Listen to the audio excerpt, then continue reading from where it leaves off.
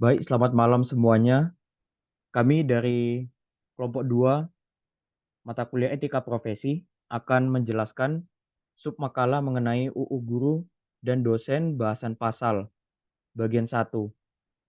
Di sini ada pun anggota dari kelompok kami yaitu saya sendiri Diandra Patiku dan rekan saya Nur Aina.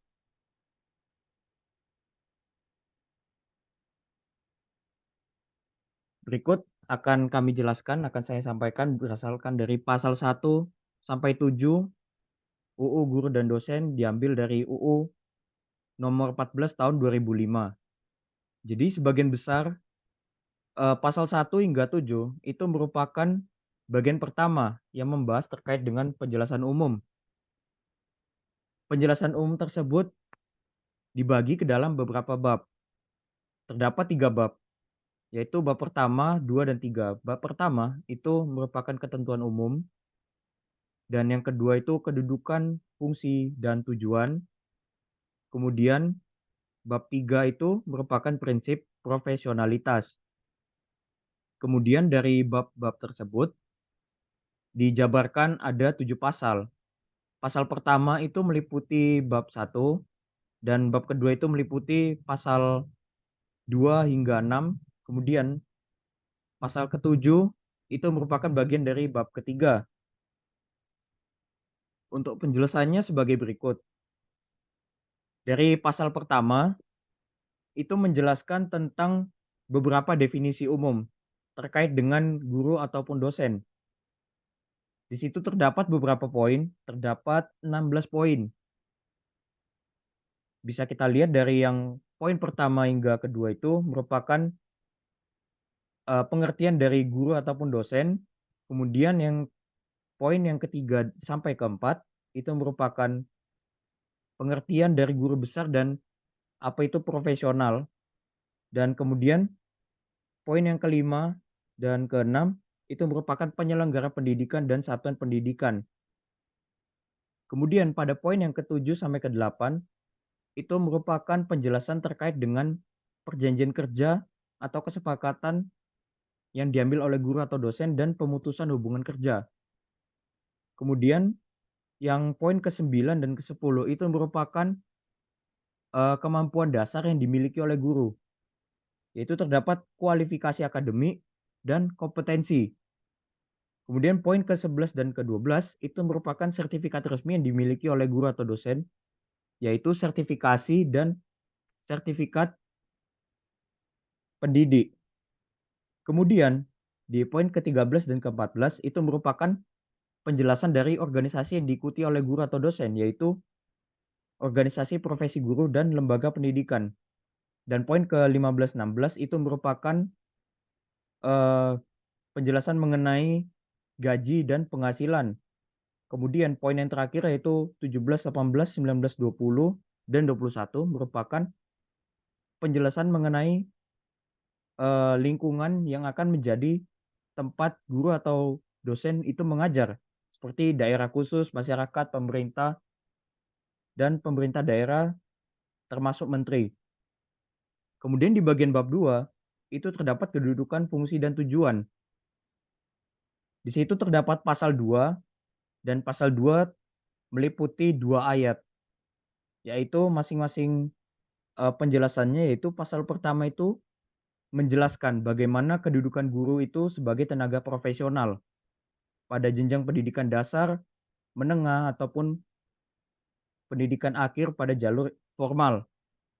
Kemudian ayat yang kedua itu menjelaskan tentang pengakuan kedudukan guru sebagai tenaga profesional. Kemudian untuk pasal 3 itu memiliki makna seperti pasal 2 tetapi mengimplementasikan kepada dosen. Kemudian penjelasan pada pasal 4 itu merupakan kedudukan guru sebagai tenaga profesional sebagaimana dimaksud pasal 2. Tetapi di sini yang ditinjau adalah fungsinya untuk meningkatkan martabat dan peran guru. Kemudian pada pasal yang kelima itu memiliki makna yang sama juga dengan pasal yang keempat, tetapi terkait dengan dosen. Kemudian pasal ke-6 itu menjelaskan tentang bagaimana kedudukan guru atau dosen sebagai tenaga profesional yang melaksanakan tujuannya dalam menjalankan sistem pendidikan nasional dan mewujudkan tujuan pendidikan nasional. Kemudian bab ketiga yaitu prinsip profesionalitas. Diambil dari pasal 7 terdapat ada 2 ayat. Ayat yang pertama itu menjelaskan tentang profesi guru dan dosen itu merupakan bidang khusus yang dilaksanakan berdasarkan prinsip-prinsip. Dan di situ terdapat beberapa prinsip yang tercantum pada UU. Dan kemudian ayat yang kedua itu menjelaskan tentang pemberdayaan profesi guru yang diselenggarakan melalui pengembangan diri secara demokratis, berkeadilan, tidak diskriminatif, dan berkelanjutan.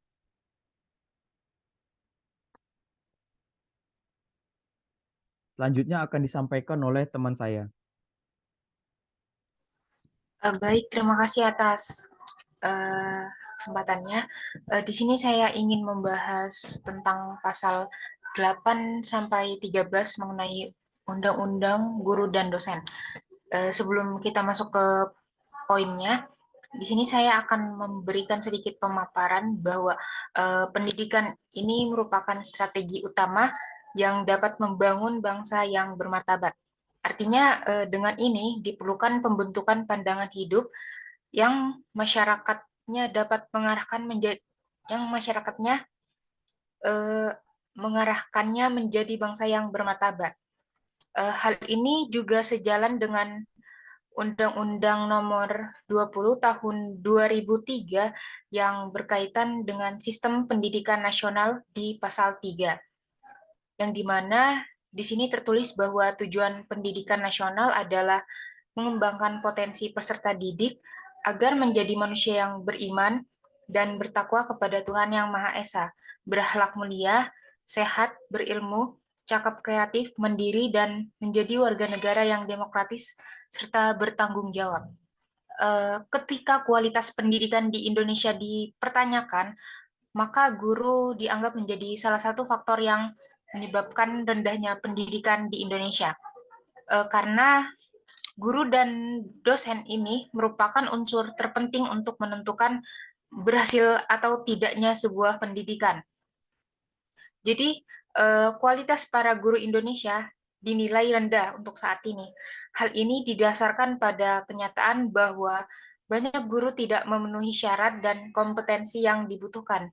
Dengan ini lahirnya Undang-Undang Guru dan Dosen Nomor 14 Tahun 2005 yang bertujuan untuk memperbaiki pendidikan nasional, baik itu secara kualitas maupun kuantitas, agar sumber daya manusia Indonesia ini bisa lebih beriman, kreatif, inovatif, produktif, serta berilmu, pengetahuan luas demi meningkatkan kesejahteraan seluruh bangsa.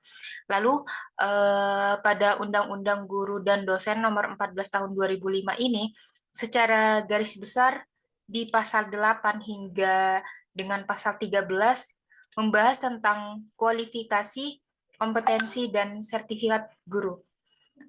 Jadi kualifikasi ini mendorong seseorang untuk memiliki suatu keahlian atau kecakapan khusus. Dengan ini, kualifikasi guru dalam keberlangsungan belajar mengajar menentukan tercapainya tujuan pembelajaran. Jadi ini dapat dilihat apakah sistem atau belajar dan mengajarnya ini berhasil atau tidak. Selanjutnya, mengenai kompetensi guru. Kompetensi guru adalah gabungan antara kemampuan personal, keilmuan, teknologi, sosial, dan spiritual yang secara kafah membentuk kompetensi standar profesi guru. Lalu, dengan adanya upaya memenuhi pembukaan Undang-Undang Dasar 1945 untuk mencerdaskan kehidupan bangsa, jadi pemerintah Indonesia telah berkomitmen untuk dapat meningkatkan kualitas bangsa ini. Hal ini tercantum pada besarnya komitmen untuk meningkatkan kualitas guru. guru yang telah memenuhi syarat yang ada, maka akan memberikan sertifikat pendidikan. Sertifikat pendidikan ini diselenggarakan dari perguruan tinggi yang memiliki program pengadaan tenaga kependidikan yang terakreditasi dan ditetapkan oleh pemerintah. Jadi, sehubung dengan disahkannya Undang-Undang Guru, maka dapat diukur jelas besarnya komitmen pada peningkatan kualitas guru. Dalam undang-undang ini sudah jelas bahwa guru wajib memiliki kualifikasi akademik, kompetensi, dan sertifikat pendidik. Baik, selanjutnya.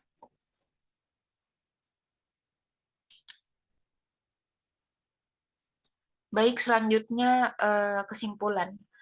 Eh, Tadi sudah disampaikan oleh saudara Andra bahwa sebagai garis besar pasal 1 hingga 7 dalam Undang-Undang Nomor 14 Tahun 2005 tentang guru dan dosen itu merupakan bagian pertama yang membahas terkait dengan penjelasan umum, yang dimana penjelasan umum tersebut dibagi ke dalam beberapa bab, yaitu bab 1 ketentuan umum, lalu bab kedua kedudukan fungsi dan tujuan, dan bab 3 prinsip profesionalitas.